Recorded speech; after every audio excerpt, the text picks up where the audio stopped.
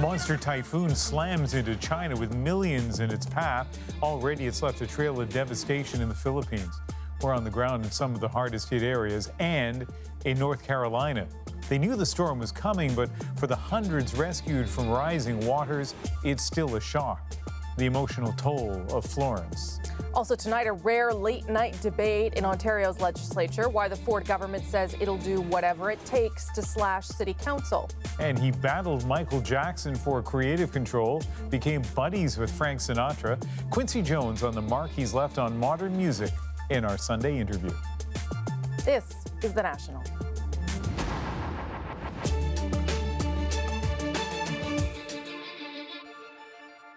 It is the world's strongest storm so far this year, and tonight, Mangkhut continues its deadly sweep, slamming into Hong Kong before making landfall in southern China.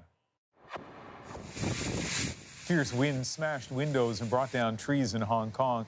The wind speeds reaching up to 170 kilometers an hour with damaging effects, causing this crane to collapse and sending debris like this couch flying down the streets. Officials warn people to stay away from the waterfront, and you can see why. In some areas, the storm surge reached more than 3 meters. And this was the scene in southern China as the typhoon hit the mainland. At least 2 people were killed when it made landfall in Guangdong province. More than 2.4 million people have been forced from their homes. Mangkhut has left a path of destruction in its wake. On Saturday, the Philippines took a direct hit. More than 60 people were killed. The typhoon slamming into Luzon, the country's biggest and most populous island, with winds of up to 190 kilometers an hour. It's where the CBC's Asia correspondent, Sasha Petrusik, is reporting for us tonight. It's only now that rescuers, road crews, and reporters are reaching places like this, remote canyons where yesterday's massive storm brought landslides and waterfalls that just won't stop, where the cleanup has barely started. Along the Bued River, for instance, in the mountains north of Manila, simple houses here cling to steep sides. The people who live in them cling to a meager existence. Typhoon Mangkhut took most of it away from David Pagsong. Today, an aid worker has come to offer some basic supplies to help his family: water, food, toothbrushes. A few mountaintops away, things are looking more grim after reports that a group of gold miners, perhaps several dozen, were caught in a massive landslide. Emergency workers dug for bodies as friends and relatives started to mourn. Philippine President Rodrigo Duterte toured some of the areas by helicopter. He later offered condolences, adding his country was lucky the storm had not been as severe as expected. Even so, the cleanup will not be quick or easy, says the chief of the road crew in this district. How long before all of this is cleared? It will take a month. A month? Yes. And longer if the weather forecast is right. Many are still afraid today. They're watching the sky nervously because they know that more rain will mean a greater chance of more landslides. And this area is vulnerable to them to start with, now even more vulnerable. Mario Kasim walked 12 kilometers over rocks and rubble to visit his mother. The houses all around her have already fallen and washed away, he says. It's not good. It's not safe. Sasha Petrusik, CBC News, near Baguio, the Philippines. Now to that other storm half a world away, Florence. Blamed tonight for at least 17 deaths so far in North and South Carolina. And rescuers are busy again tonight to get those still trapped to safety. This woman's face says it all as she surveys the devastation she left behind. At least 900 people have been plucked from their homes. Tens of thousands across the Carolinas and Virginia have fled their homes, not knowing what they'll be coming home to. Some people were already cleaning up their properties today. Probably got 15,000 gallons of water. We've already pumped out 7,000 gallons. But in some places, the rain just won't stop. Swelling waterways, including this one, the Cape Fear River. It's expected to crest tomorrow or Tuesday in Fayetteville at more than 8 meters above flood levels. A lot of that water is heading toward rain-drenched South Carolina. The state's governor is warning residents. They have not crested, they have not even begun yet, but they will. And the question is, how high will the water be? And we do not know. Now, trying to move around can be dangerous or in some places impossible. Paul, you and your team have seen that firsthand in Wilmington, North Carolina. You guys have been pretty well cut off. Yeah, well, I'll tell you, Ian, at last word, all roads in and out of Wilmington, where we are tonight, have been flooded, and they're closed, period. I mean, it's that bad, and it's still getting worse. It's hard to overstate the misery in North Carolina right now. It's at every corner. Consider all those snapped trees that brought down all those power lines, leaving hundreds of thousands in the dark. And consider the little things that can mean, like for those who rely on electricity for almost everything. He's got a thing that lifts him in and out of chairs, but we have no electricity, so he's got to sleep in his chair right now. And as the city of Wilmington, under that relentless rain, sees a municipal lake overflow, threatening a nearby sewage treatment plant, with all that water still to come, consider something else lurking. What are your concerns here? The 7 gators that might be coming out of that Greenfield Lake Park. Alligators. Oh, yeah. Yep. They got nowhere to go, so they're above ground now. Then there are the broader concerns spread throughout so much of the state right now as that water keeps rising. North of Wilmington, those freshly rescued from their now submerged homes, shivering and soaked and not knowing what will happen next, their lives in turmoil. This water right here, man, it's still coming up. How are you feeling about all this? I don't know. A school bus already packed with those brought in by boat, life's possessions in garbage bags, finds room barely for another. But there's still one more waiting to be rescued, a boat ride away. A volunteer takes us along through what's left of a nearby hamlet. The flooding, we're told, came overnight and came quickly.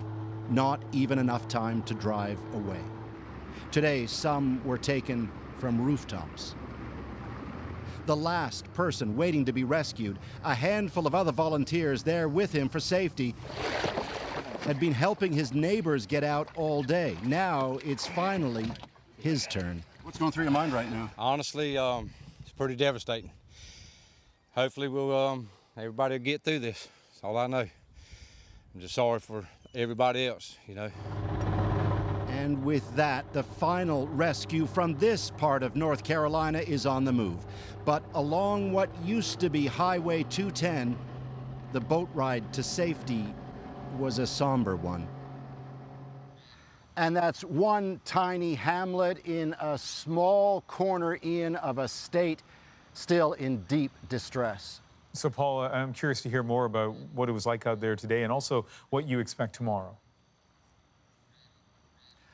Yeah, well, we saw a lot of despondency. You got to figure that for everybody who's had power out for the past 2 or 3 days, all the food in their fridge is bad. The lineup at the one grocery store we've seen open was monster. There are lineups at gas stations. Gasoline is dwindling. So there's that. We saw a lot of power workers out looking at the fallen power cables we've seen, trying to get them back up online. And indeed, tonight, we've seen some evidence of some success. These came on not too long ago. Very good news. But with that floodwater still rising and those roads still closing, they can only fix what they can get to. So it's a problem. This ain't going to be fixed tomorrow or the next day or the day after that. It's a long-term fix coming up for North Carolina. Okay, Paul, thank you.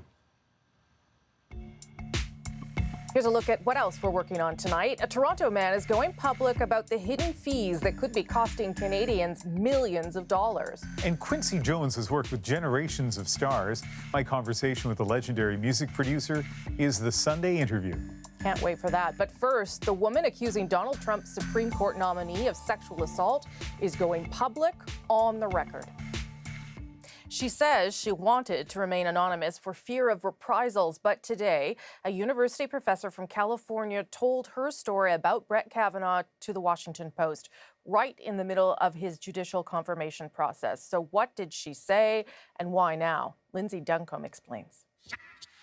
The allegations Christine Blasey Ford is making against Brett Kavanaugh go back to a party in the early 80s when they were both in high school. She says Kavanaugh and a friend were stumbling drunk and corralled her into a bedroom where she told the Washington Post Kavanaugh pinned her to a bed on her back and groped her over her clothes, grinding his body against hers, attempting to pull off her one-piece bathing suit and the clothing she wore over it. When she tried to scream, she said, he put his hand over her mouth.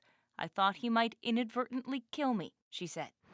Ford told the Post she did not tell anyone about the incident until 2012 when she was in marriage counseling with her husband. The newspaper reviewed her therapist's notes. They confirm the report but do not include Kavanaugh's name. Ford shared her story with Democrats anonymously earlier in the summer. Just this week, after Kavanaugh's confirmation hearings were over, some details of her allegations leaked, but not her name. Ford says she chose to go public now because if her story is going to be told, she wants to be the one to tell it.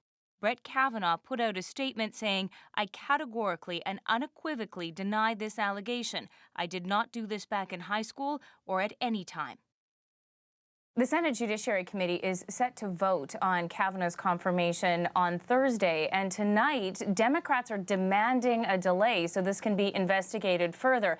There's no indication that the Republican chair would buy into that. Chuck Grassley put out a statement today saying it is disturbing these uncorroborated allegations from more than 35 years ago would surface on the eve of a committee vote when Democrats have had this information since July. Okay, so given all of that, could this derail the nomination? Could it go that far? Well, it really depends on how a few key Republican senators are feeling about all of this. And already there are indications that 2 Republicans on the committee want more information from Ford. And, you know, just a few days ago, it looked as though Republicans had the vote to clear the way for a confirmation. That may yet be the case, but it is less certain tonight. All right. Thanks, Lindsay. We appreciate it. CBC's Lindsay Duncombe in Washington tonight. You're welcome. Meanwhile, in Ontario, accusations of political misconduct continue to fly at Premier Doug Ford, from those opposed to his campaign to slash the size of Toronto City Council. Ford has ordered a rare midnight sitting at Queen's Park tonight in hopes of being able to then finally pass the legislation tomorrow. Renee Filippone follows developing stories for us here on The National on Sunday nights, and this is the one she's got tonight. So, Renee, a number of reasons for this late night sitting, I guess. Yeah, Rosie, there's the municipal election on October 22nd. That's a little more than a month from now. Then the International Plowing Match, which is an important agricultural event for rural Ontario that MPPs traditionally attend. That's on Tuesday. And here's yet another motivation for Ford.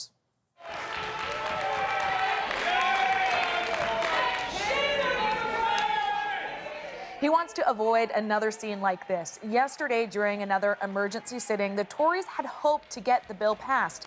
It only lasted 45 minutes, and anger has been building since the Premier's decision to use that notwithstanding clause to overrule the court's Monday decision that slashing City Council this close to Election Day is unconstitutional. So the Tories have dismissed that, saying from the start that they want to save taxpayers' money and make the city more efficient.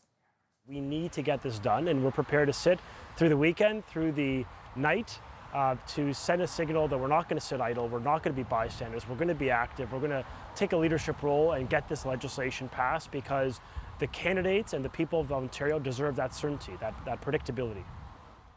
The opposition says Premier Ford is setting a dangerous precedent, and they accuse him of executing a personal vendetta against City Hall. Now, if this bill passes overnight, it could be law by the end of the week.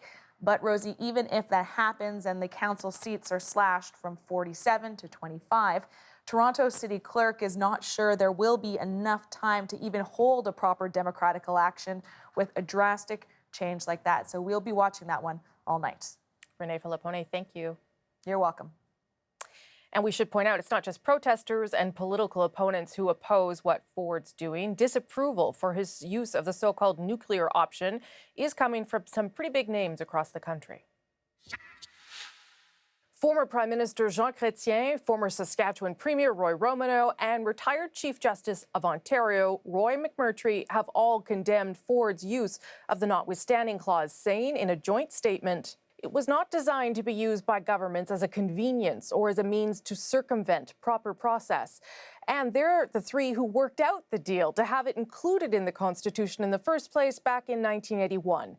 Also opposed are several former Ontario premiers, Bill Davis, David Peterson, and Bob Rae. But there are prominent voices in Ford's corner. Former BC Premier Christy Clark and retired Saskatchewan Premier Brad Wall think Ford is justified. In fact, Clark even said she thought Ford did the right thing because it will help him get things done. We're watching several developing stories tonight on The National, including an Amber Alert issued in Saskatchewan. Police say a girl was abducted outside a strip mall in North Battleford at about 5:30 local time this evening. Emma O'Keefe is 6 years old. She suffers from epilepsy and autism. She can't talk or walk. She was last seen wearing a navy blue long-sleeve T-shirt, black jeans, pink socks, and a diaper. Police say the suspect is driving a dark gray Mercedes-Benz SUV with Saskatchewan license plate 897HMX. If you have information, please call 911. It has been a tense night in Salisbury, England, due to fears of another poisoning. Police cordoning off an area after a couple fell ill at a restaurant, and it's just 300 meters from another restaurant where former Russian spy Sergei Skripal and his daughter Yulia ate in March before collapsing from exposure to the nerve agent Novichok. Police are saying little tonight, but you can see someone here wearing a hazmat suit. A Toronto man is going public tonight with his story of paying for financial advice he never received to the tune of about $60,000. He's among the growing number of DIY investors, Canadians who don't use financial advisors and manage their own portfolios on their own online. All of the big banks offer internet investing, as do many independent web brokers, and the money involved is huge. As of 2015, Canadians had about $32 billion worth of mutual funds held in online brokerages. The trouble is, embedded in most of those mutual funds are surcharges for financial advice known as trailer fees. And as Erica Johnson reports, online investors say they shouldn't have to pay them. Somebody's morally in the wrong and investors are getting screwed.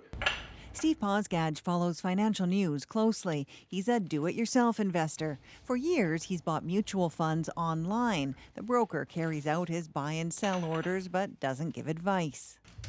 Posgaj recently discovered he and his wife were dinged about $5,000 last year in what are called trailer fees, paid to the broker for giving advice. So I was paying for something that they were legally not able to give. Crazy. This law firm has recently filed 2 proposed class action lawsuits against the investment management divisions of TD and Scotiabanks.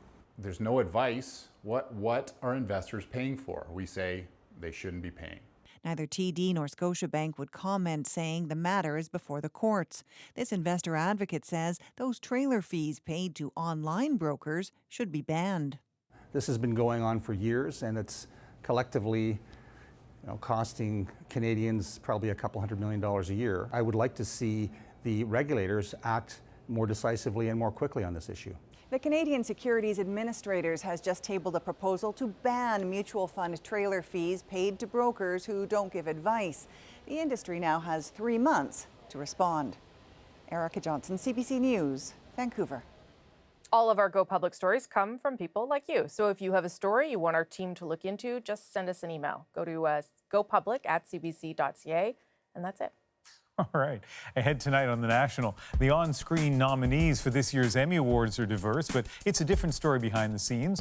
We'll look at the push to bring new voices to the writers' room. And later, you'll meet a young singer making Inuit proud by singing her pop music in their language. First, though, my interview with Quincy Jones. He opens up about producing the fastest-selling single of all time, his friendship with Frank Sinatra, and what it was like to challenge the king of pop. Michael sent me a note. Could you please take off the violins in the introduction? No, it's messed up my groove. You know what that line was? Diddle diddle diddle diddle diddle diddle. The identifying line on the goddamn song.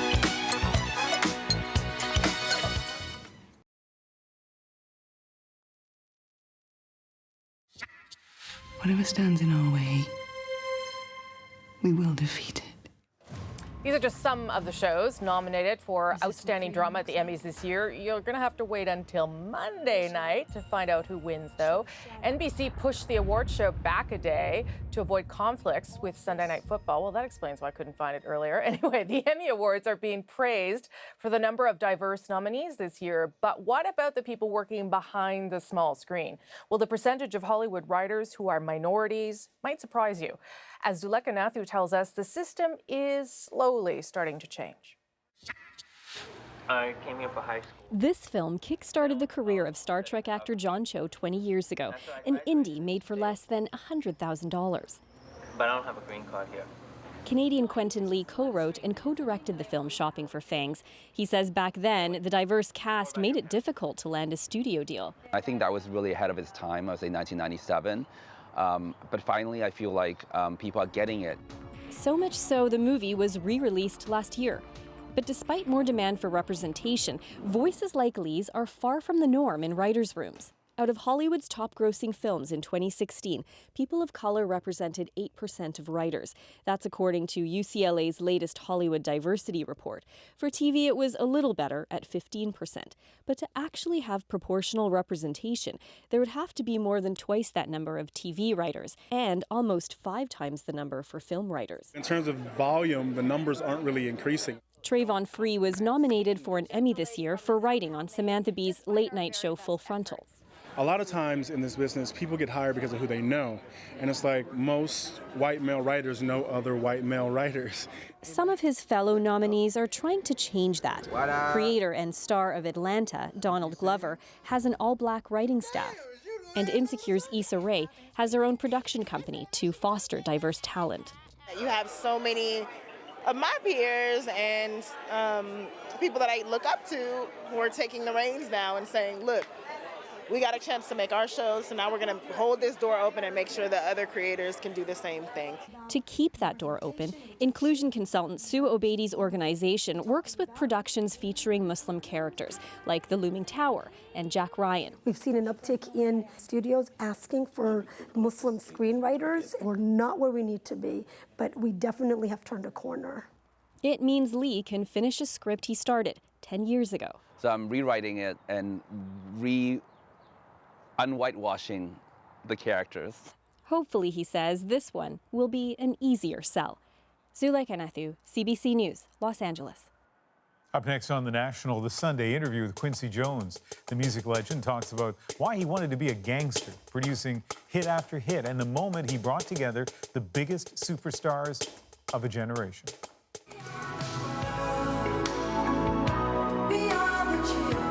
I had to take care of telling 46 people only 21 could sing solos. That was not popular at all. I mean, they were freaking out, man. Who did you have to say no to?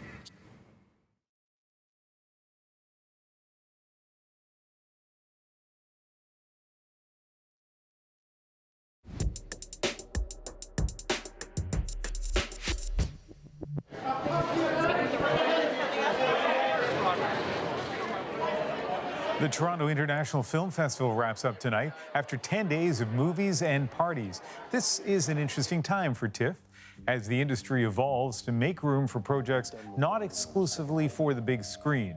Netflix had several featured films this year. And they also teamed up with a giant of popular culture, Quincy Jones. The Netflix documentary about his life and legacy debuted at the festival, and that gave me a chance to meet the legendary musician, composer, and producer. Our conversation in a moment, but first, a little background. A Appropriately called Quincy, the movie chronicles his life and the indelible impact he had on the sound of a generation across all genres. Music was the one thing that offered me my freedom. For 7 decades, Jones' fingerprints have been all over so many iconic recordings. From Frank Sinatra to Michael Jackson. And he's credited with making TV stars out of Oprah Winfrey and Will Smith. His influence remains too, inspiring new artists like Lady Gaga Quincy's here. and Kendrick Lamar. Quincy Jones, boy. And who could forget We Are the World, one of the fastest selling singles of all time. All right. We talked about a lot of that when I sat down with him at TIFF, beginning with growing up so far away from the world of music.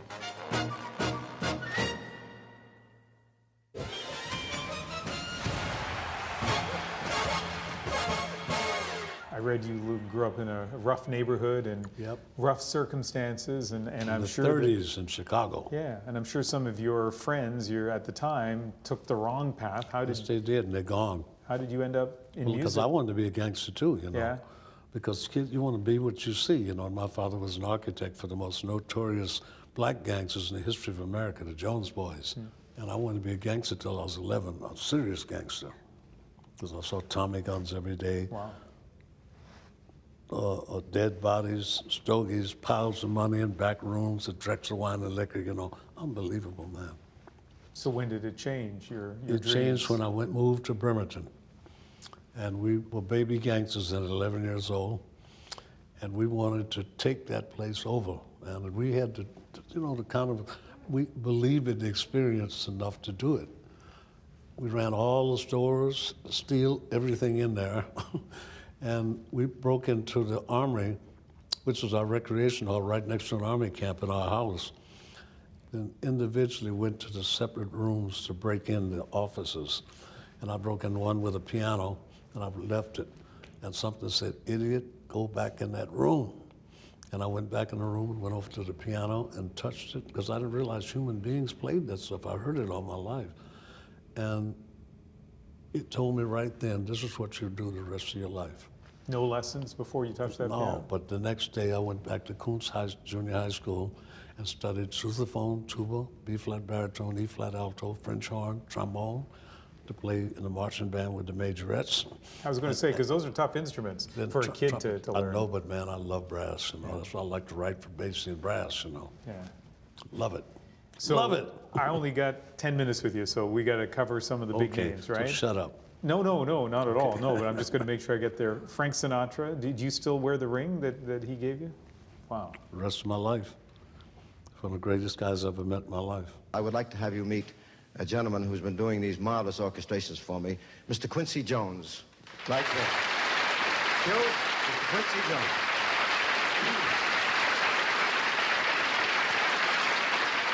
One of the bright young stars in the orchestrating business. Q, go ahead. And I think some people watching might not know the connection between you and Sinatra. Tell us. Yeah, it tell was us about very, that. very powerful. One thing to me illustrates it as strongly as anything else, and that's he was married to Mia Farrow about 1.5 years. And she went to London, and so did I. She'd just done Rosemary's Baby. I was going to do Italian Job for Michael Caine, the score. And my son was born there, and so Mia notified Frank that I had a son born in London in '68 or '69. And so when I get back to Los Angeles, all this mail from the Academy, on top of it, Sinatra Enterprises. And Sinatra's letter to me said, it wasn't to me, it was to my son, Q3. I call my son QD3, because I'm junior. My father was senior. And let me welcome you to this world with a college education. And he put a bond in there to pay for my son's entire college education. And said, knowing it'll be a far better world than the one we messed up. He's got that on his wall now. That's a real friend. Because Frank was the most devoted, loving friend you could ask for. He had no gray. He'd roll over you in a Mack truck in reverse, if it were the opposite. Yeah. You know. But when he was a devoted, real he was friend, devoted. man. Real friend. Real friend. always. So let's talk about Michael Jackson. I mean, you know, all of us have Thriller. Many of us have Off the No, it's an Wall. amazing experience, man, because Michael was a very, very special talent. I mean, really special in every way, in observation, influences, and dancing and singing and everything. He didn't miss a thing, you know. I remember on The Wiz, when I first met him, he knew everybody's lines, he knew their songs, he knew their dance steps, everything. So Thriller had 7 top 10 singles, right? It dominated the charts in a way that no album ever had before. 110 albums, million albums. When you were in the studio doing it, were there any moments where you thought to yourself, did you have any idea what impact that album was going to have? I don't think of it like that. I think about what touches me. You know, I've never in my life ever done music for money or fame. Never, and never will, because God walks out of the room then, and it's not sacred anymore. And it is sacred, you know, because to me, melody is God's voice. It's clothed by lyrics, but melody is God's voice. That's the power. But I always wonder, so when you did the playback for Billie Jean, or for any of the songs on there, was there a moment where you said to yourself, we've done something different, special No, here? but that was the whole plan in the beginning, man. You go through 800 songs to get 9, that's not casual, you know. And That's what you're you did. aiming for. My least favorite numbers are 2, 6, and 11. You've been talking about I got a top 6 record, and if you're number 2, you want to be number 1, Yeah. right? So we know a lot about Michael Jackson, and you were just talking about him. What on those albums, Thriller for example, is you? You know, you have his music, some of his writing, some of man, his but look, influence. we take his stuff and take it to another level. Don't stop till you get enough. It's very well known that Michael sent me a note. Could you please take off the violins in the introduction? No, it's messed up my groove. You know what that line was? Diddle diddle diddle diddle diddle diddle. The identifying line on the goddamn song. So he said, take it off? Yeah. And you said? No way. You don't tell me what to do. No. Who was right? Well, what ended up on the record? That's one of the strongest parts of the introduction. Diddle diddle diddle diddle diddle diddle. Would Ben Wright. Yeah. Ben Wright wrote that. This was a Motown arranger.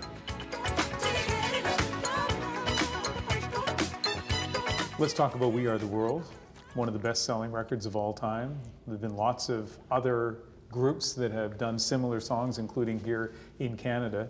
First of all, that line, park your ego at the door, that you put up in a sign, who came up with that? I did, but it wasn't necessary.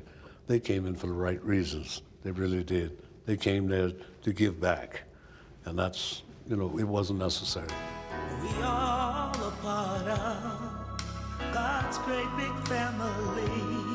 And the truth, you know, love is all we need. We are the world. We are the children. Was there a lot of politics trying to figure out who would do which vocals and how to balance and it? also placement, all kind of stuff, yeah. Who And I took had care to, of that? Well, I had to take care of telling 46 people only 21 could sing solos. Yeah. That was not popular at all. I mean, they were freaking out, man. Who did you have to say no to? Well, I don't want to get into that. But you can imagine, though.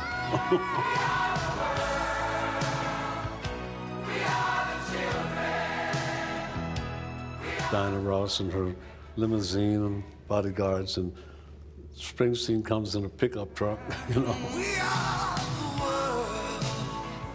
They didn't need to hear "Take Your Egos to the Door." They came for the right reason, because they saw each other and they got it, you know.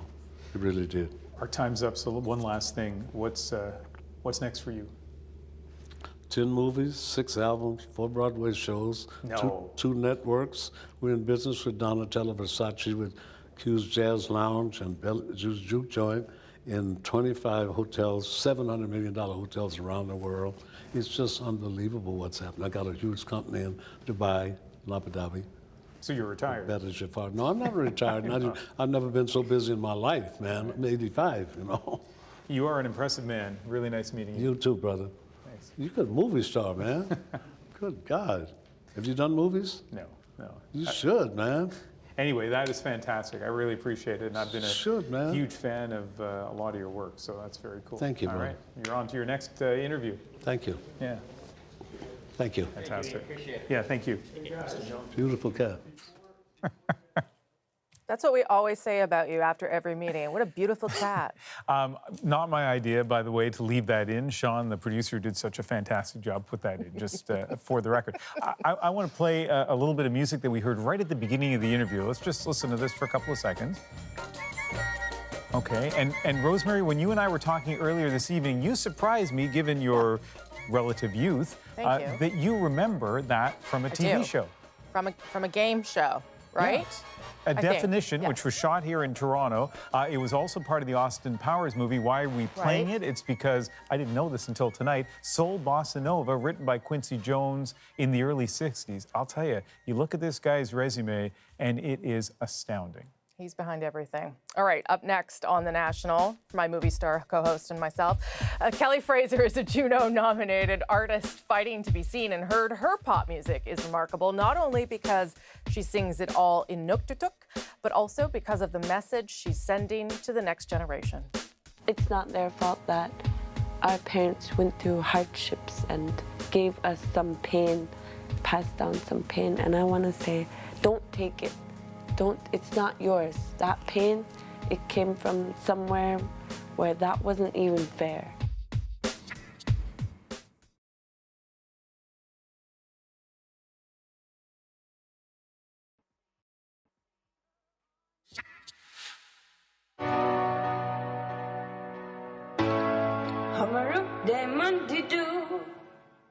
This is a video that made Kelly Fraser famous across northern Canada, even parts of the whole country, actually. She's singing the Rihanna song Diamonds in her mother tongue, Inuktitut. In the 5 years since then, her music career has grown, and with it a potent message of cultural pride and personal survival. And tonight, on our series Seen and Heard, we give you another intimate look at a young Canadian leading an extraordinary life. Here is Kelly Fraser, Fight for the Rights.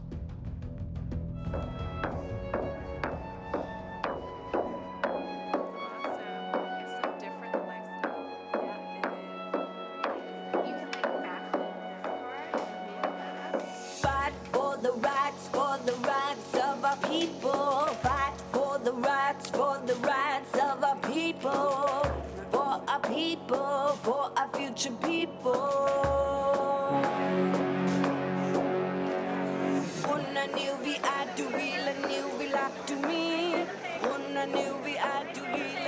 Today my dream came true. Today I walk on a red carpet with cameras in front of me, flashing in my face, and photographers saying, "Kelly, Kelly, look here. Kelly, Kelly, no, come here." I was keeping my composure, even though I wanted to skip around like a little girl, because I was so excited.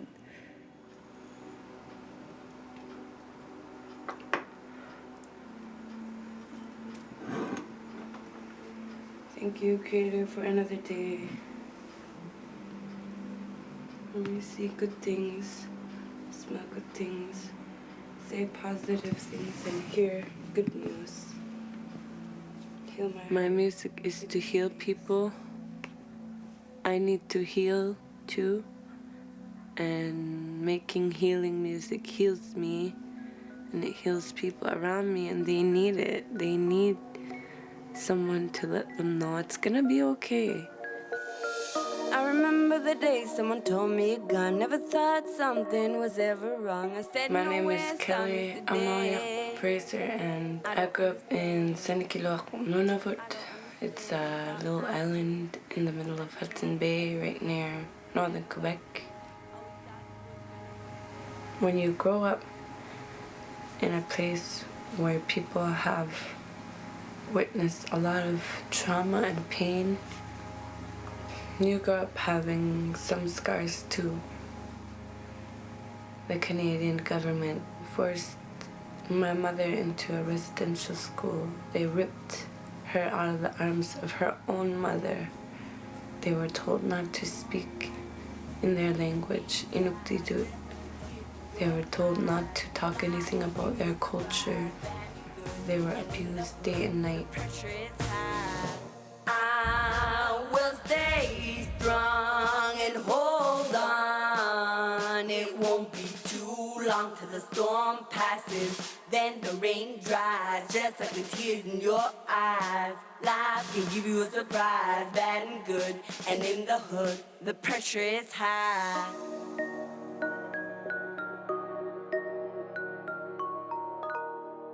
I grew up as a teenager convincing my friends not to commit suicide.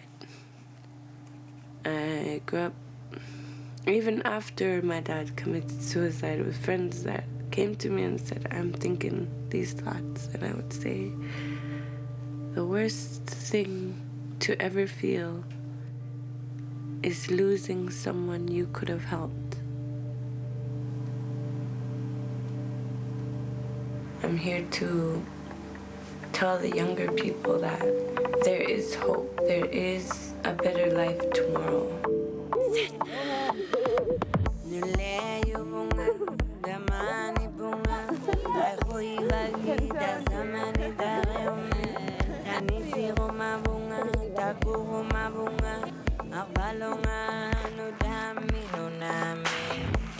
Let's start again from the top.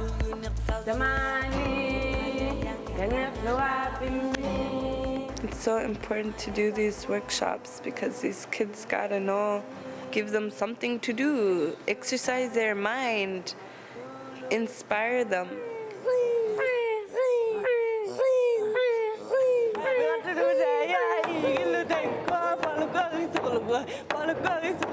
Now I want to make music that young people will listen to because they're the ones that are in pain. They're the ones that need strength. It's not their fault that our parents went through hardships and gave us some pain, passed down some pain. And I want to say, don't take it. It's not yours. That pain, it came from somewhere where that wasn't even fair. What the government did, that's not our fault. Now it's up to us to pick up the pieces and say, hey, if we want to get better, if we want a better life, we've got to start saying things are wrong.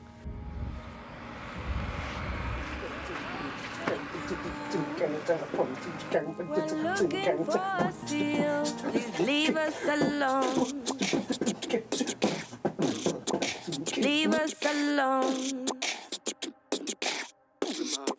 Leave us alone.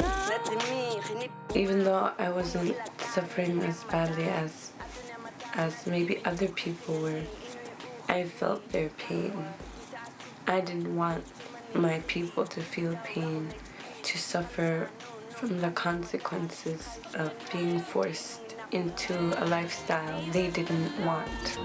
Please leave us alone. We're looking for a seal. Please leave us alone. Life as an Inuk is not like any other life in this world. We're people from the snow. We're Arctic people. It's important to protect our culture, protect our language. It's important to put it in our music. I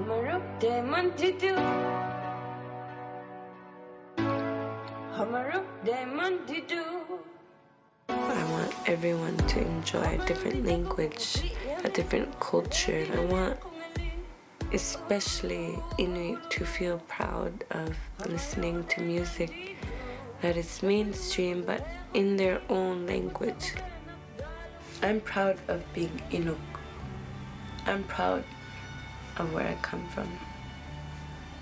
I'm proud of the resiliency my people have had for thousands of years, and even when really bad things happen, we're still here and we still have a strong culture and language, and I'm here to preserve it.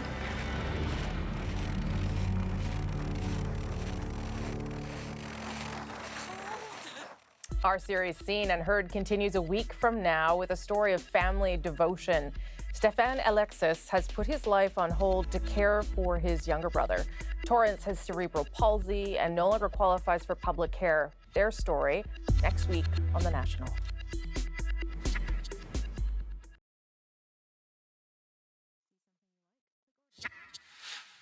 Well, this is the moment Eliud Kipchoge made history. He smashed the marathon world record by over a minute this morning in Berlin.